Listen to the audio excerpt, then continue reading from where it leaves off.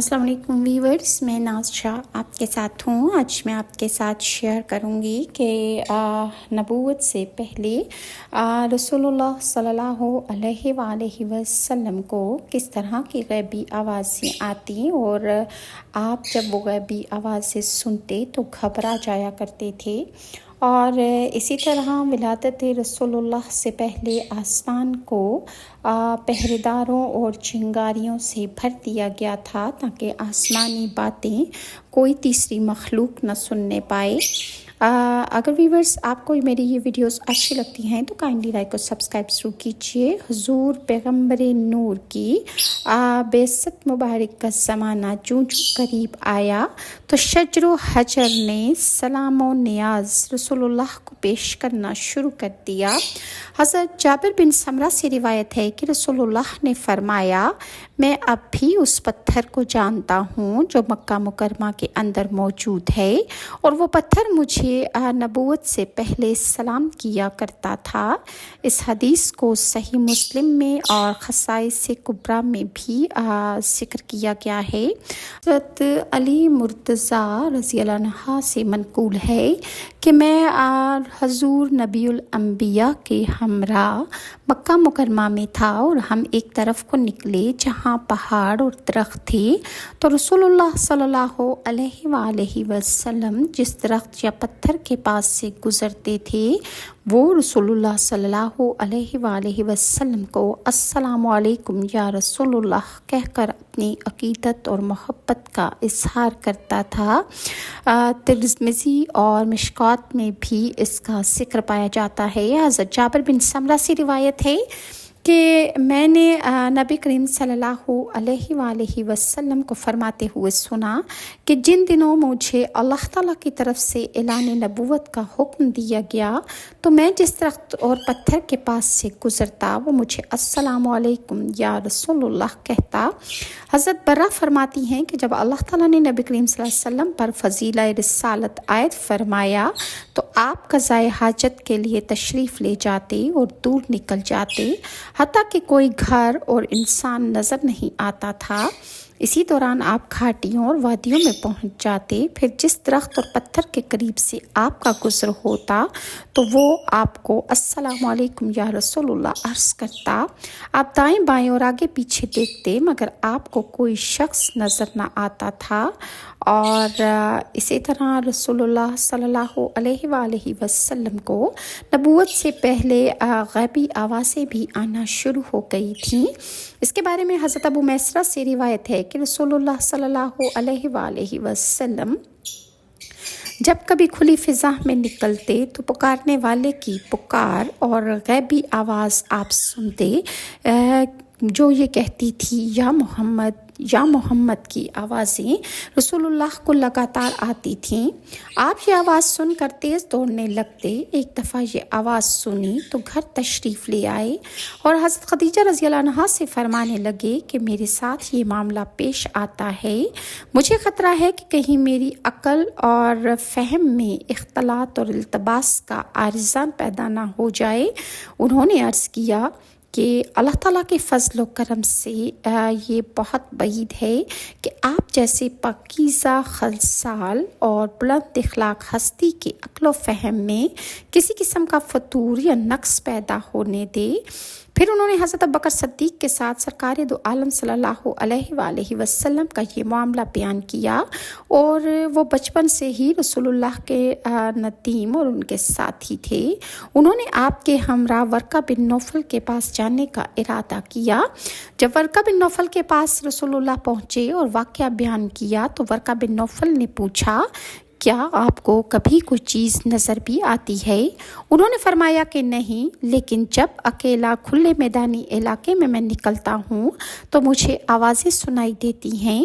कोई पुकारने वाला मुझे दिखाई नहीं देता और मैं जल्दी से उस जगह को छोड़ देता हूँ, मगर जब मैं दौड़ने लगता हूँ तो पुकारने वाला भी मेरे साथ साथ पुकारता चला आता है।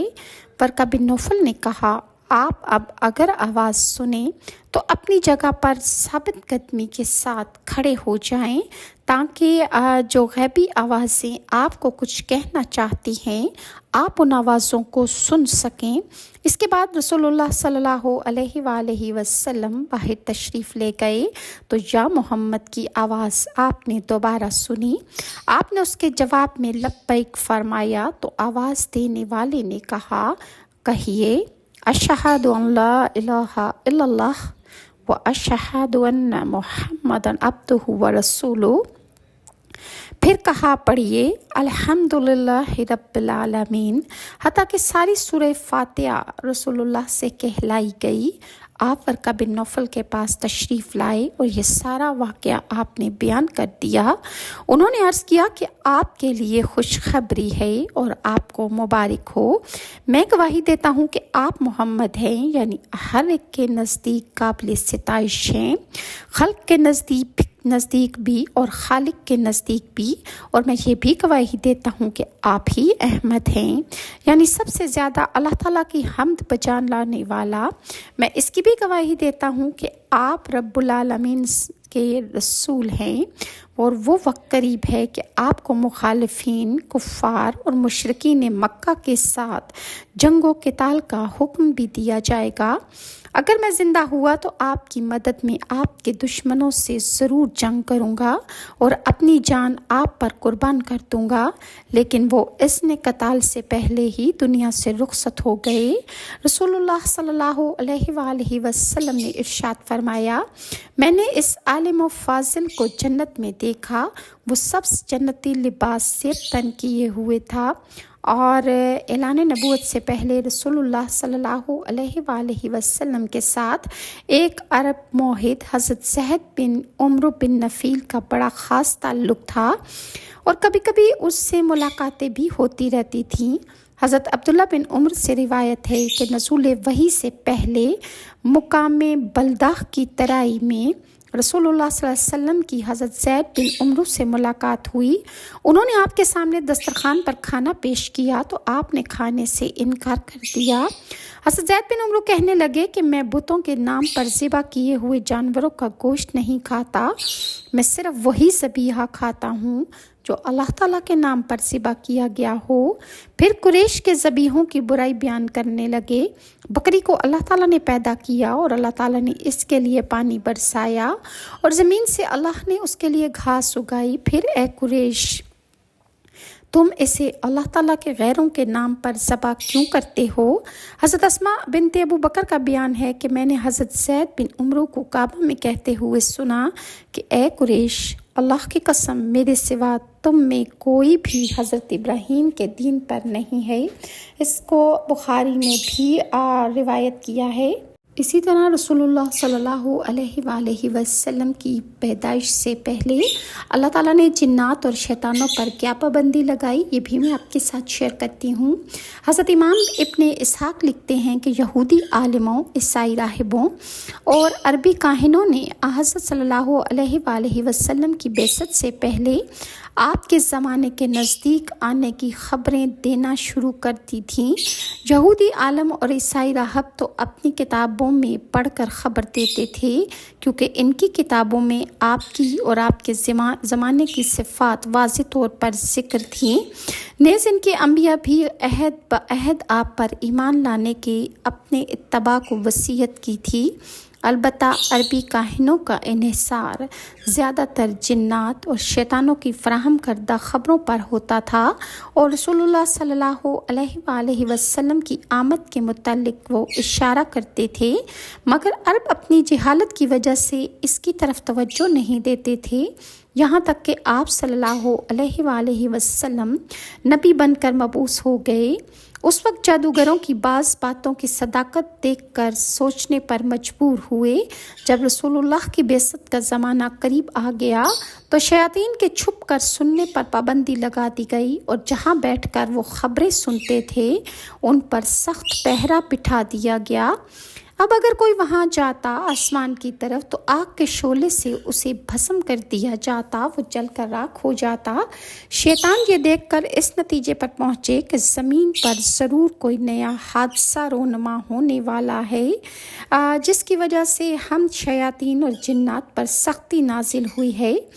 ابن اسحاق کہتے ہیں کہ یہ اہتمام وحی الہی کے لیے کیا گیا تھا تاکہ وحی بحفاظت اپنے مقام پر پہنچے اور درمیان میں کسی طرح کی ملاوٹ اور شبہ کا امکان باقی نہ رہے۔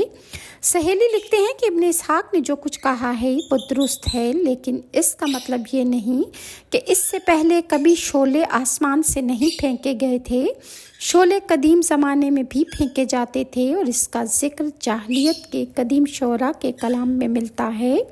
عبد الرزاق نے ابن شہاب سے روایت کی ہے کہ جب ان سے پوچھا گیا کہ ستاروں کا ٹوٹنا، چنگاروں کا پھینکا جانا جاہلیت میں بھی تھا تو انہوں نے اس کا جواب اس بات میں دیا اور کہا کہ جب اسلام آیا تو ان میں شدت اختیار کر دی گئی اور اللہ تعالیٰ کے اس فرمان کے مطابق یعنی سورہ جن کی آیت نمبر 8 میں ہم نے آسمان کی پڑتال کی تو اس کو بہت زیادہ پہرے داروں اور چنگاروں سے بھرا ہوا پایا، اور اس میں بھی اس کی دلیل ہے کیونکہ اس سے معلوم ہوتا ہے کہ گاہے گاہے چنگارے آسمان سے پھینکے جاتے تھے۔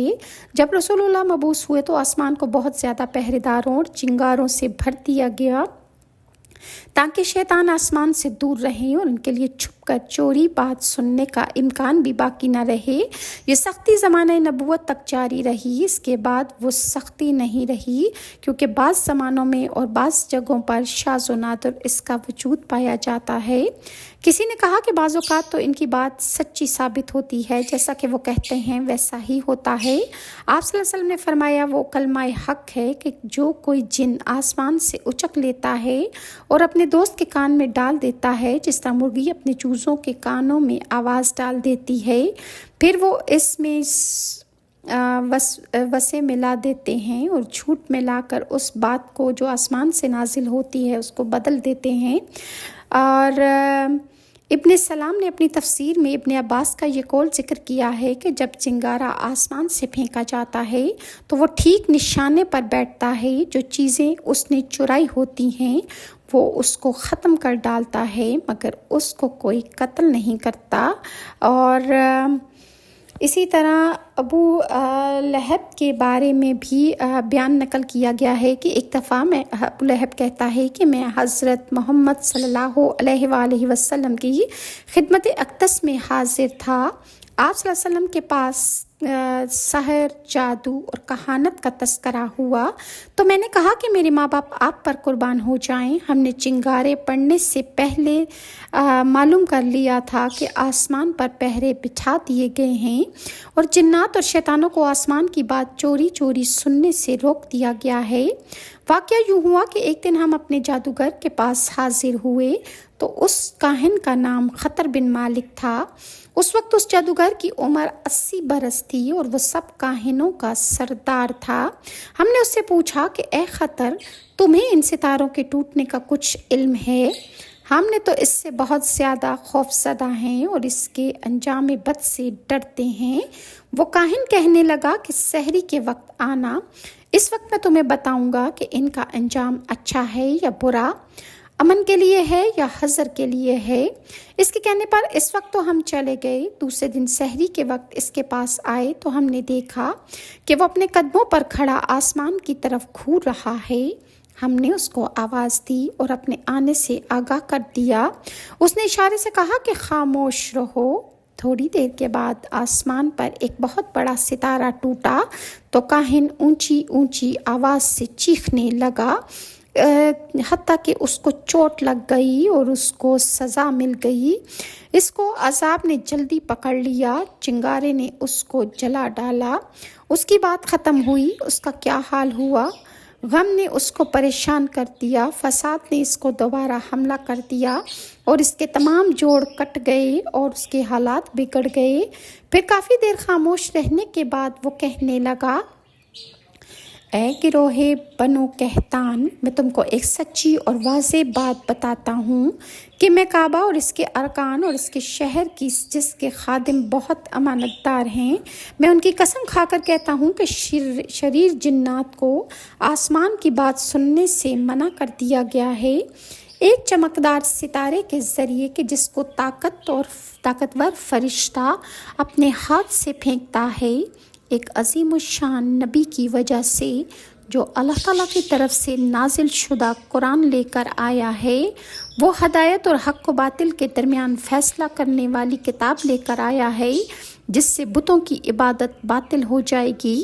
میں نے کہا کہ اے خطر، تجھ پر افسوس، تو نے ایک بری بات کہہ دی، تو اپنی قوم کی فلاح کس میں دیکھتا ہے؟ تو وہ کہنے لگا، میں اپنی قوم کے لیے وہی چیز مناسب سمجھتا ہوں جو اپنے لیے مناسب سمجھتا ہوں، وہ یہ کہ انسانوں کے بہترین پیغمبر کی اتباع کریں، محکم کتاب لے کر جس میں کوئی ملاوٹ نہیں، جس کی دلیل سورج کی شعاع کی طرح روشن ہے۔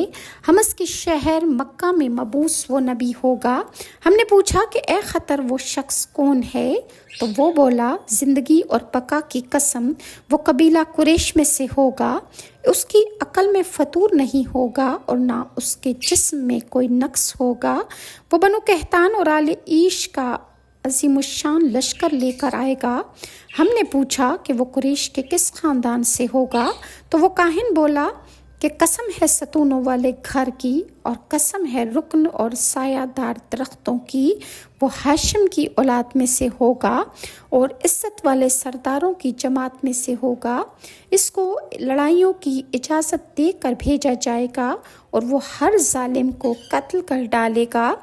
پھر وہ کہنے لگا کہ یہ ایک کھلی ہوئی حقیقت ہے جو مجھے جنوں کے سردار نے بتائی ہے، اور پھر کہنے لگا، اللہ اکبر، اللہ اکبر، اللہ اکبر، حق آ گیا ہے اور ظاہر ہوا اور جنات سے آسمان کی خبریں منقطع کر دی گئی ہیں۔ پھر وہ کاہن خاموش ہو گیا اور اس کاہن پر غشی طاری ہو گئی۔ تیسری رات گزر گئی کہ وہ بے ہوش پڑا رہا، اور جب تیسری رات آئی تو وہ کہنے لگا، لا الہ الا اللہ محمد رسول اللہ۔ رسول اللہ صلی اللہ علیہ وسلم نے فرمایا کہ اس نے ایک نبی جیسی بات کی ہے، اور وہ قیامت کے دن اکیلا ایک امت کے قائم مقام اٹھے گا۔ اور یہ تھی کاہنوں اور جادوگروں کی رسول اللہ صلی اللہ علیہ وآلہ وسلم کی بعثت سے پہلے آپ کے آنے کی خوشخبریاں انہوں نے دے دی تھیں، اور یہود کو رسول اللہ صلی اللہ علیہ وسلم کا آنے کا انتظار تھا۔ یہ تمام ڈیٹیلز انشاءاللہ میں آپ کے ساتھ نیکسٹ ویڈیو میں شیئر کروں گی، اور میری امت مسلمہ سے درخواست ہے کہ آپ ہر نماز میں اور ہر لمحہ مسلمانوں کے لیے دعائیں کیجیے کہ اللہ تعالیٰ امت مسلمہ کو اس کے ہر ظاہر و باطن دشمنوں سے محفوظ رکھے، اللہ تعالیٰ امت مسلمہ پر اپنی رحمتوں کی چھایا قائم رکھے، اور بارڈر پر جو ہماری فوجیں اس وقت تعینات ہیں، اللہ تعالیٰ ان کی غیب سے مدد فرمائے کہ جس طرح اللہ تعالیٰ نے غزوہ بدر میں مسلمانوں کی مدد فرما کر انہیں کامیابی سے ہمکنار کیا تھا۔ اللہ تعالیٰ ہمارے مسلمانوں کو جدھر جدھر وہ موجود ہیں فرشتوں سے ان کی مدد فرمائے اور مسلمانوں کو کامیابی عطا فرمائے، اور اللہ تعالیٰ ہمارے دلوں کو اسلام کے نور اور اسلام کی روشنی سے منور رکھے، اور ہم سب کو اپنے دشمن پر حاوی کر دے، اور اللہ تعالیٰ ہم سب کی غیب سے مدد فرمائے۔ اللہ تعالیٰ امت مسلمہ کے ہر گھر پر اپنی رحمتوں کی چھایا ہمیشہ کے لیے قائم و دائم رکھے، آمین ثم آمین۔ اگر ویورز آپ کو میری ویڈیوز اچھی لگتی ہیں تو کائنڈلی لائک اور سبسکرائب ضرور کیجیے۔ نیکسٹ ویڈیو تک کے لیے ناز شاہ کو اجازت دیجیے، اللہ حافظ۔